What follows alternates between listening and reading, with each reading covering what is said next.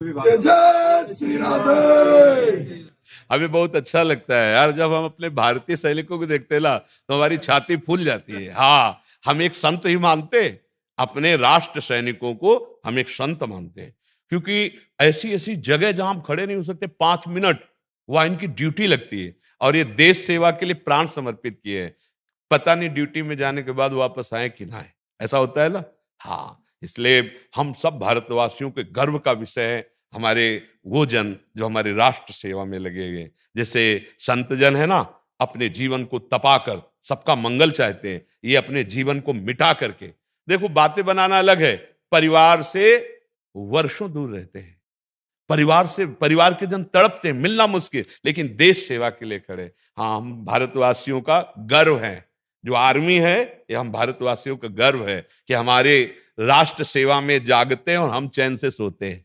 अगर ये सो जाए तो हमारी दुर्गति हो जाए, नहीं हो जाए। अगर 2 घुसी आवे ना तो एरिया के एरिया नष्ट कर दे, और ये अपने प्राणों की बाजी लगाते हैं। इसे हम जब देखते हैं तो हमारे अंदर एक जोश आ जाता है। हाँ, एक हमारे अंदर प्रियता जाग उठती है, क्योंकि हम भारत, अपने राष्ट्र को अपना भगवान मानते हैं, और ये हमारे जैसे भगवान के भक्त नहीं, ऐसे हमारे राष्ट्र भक्त है। इसलिए इनको सम्मान की दृष्टि से सबको देखना चाहिए। हमें राष्ट्र भक्त और भगवान का भक्त, यही हमें चाहिए।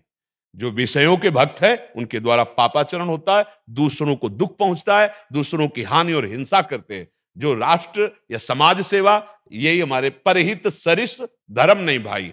जो दूसरों की रक्षा का भार ले लेता है, दूसरों को सुख पहुंचाने का भार ले लेता है, भगवान बिना कोई अन्य साधन के उसको भगवत प्राप्ति हो जाती है। हमें बहुत अच्छा लगता है, आप अपने धर्म से चलिए और आपसे माला गोली वाली ये जो चल रही तो ठीक ही है, पर उस पे चूक नहीं होनी चाहिए। आप उससे चलोगे ना तो हमारा तिरंगा फहराएगा, हमारा राष्ट्र सुखी रहेगा। आप लोग का सच्चा भजन, अपनी मर्यादा में, कभी किसी के प्रलोभन में ना आना और किसी के भय में ना आना, ये हमारे राष्ट्र सैनिक। और जो अगर प्रलोभन में आ गया फिर तो चूक हो जाएगी, नहीं, फिर चूक हो जाएगी। कोई प्रलोभ, हमारे राष्ट्र से बढ़कर हमें कोई प्रलोभित नहीं कर सकता।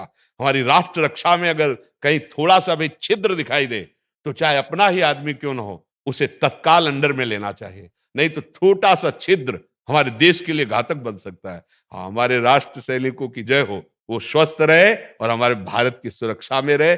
और जिनका शरीर छूटता है, एक बार प्रश्न किया था किसी घर वाले ने कि अगर राष्ट्र सैनिकों का शरीर छूटता है तो क्या अकाल मृत्यु? नहीं, बंध नहीं। ऐसे जैसे पुण्यात्मा जाता है तो स्वर्ग में जाकर पुण्य क्षीण होने के बाद मृत्यु लोक को प्राप्त होता है, लेकिन जो वीर गति को प्राप्त होता है वो नहीं। वो ऐसा नहीं पुण्य है कि पुण्य क्षीणे मृत्यु लोके वसंती, वो जब तक स्वर्ग रहेगा तब तक उसमें रहेंगे, इसके बाद ऊपर की उन्नति को नीचे नहीं आएंगे।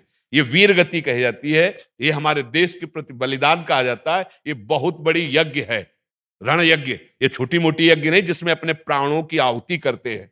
ये कोई ना सोचे, जैसे एक ने प्रश्न किया था, माना स्वर्ग चले गए फिर पुण्य क्षीण होंगे, मृत्यु लोक में आए तो गति क्या हुई? कोई बात तो नहीं बनी। उनको नहीं होता पुण्य बल से स्वर्ग जाना और राष्ट्र भक्ति में प्राणों का समर्पण कर देना, वो सदैव जब तक स्वर्ग है, सृष्टि का लय नहीं होता तब तक उसमें रहेंगे, इसके बाद ऊपर के लोगों को जाएंगे, अधोगति नहीं होगी। ये कोई साधारण खेल नहीं। खूब नाम जप करो और राष्ट्र सेवा में, समाज सेवा में रहो।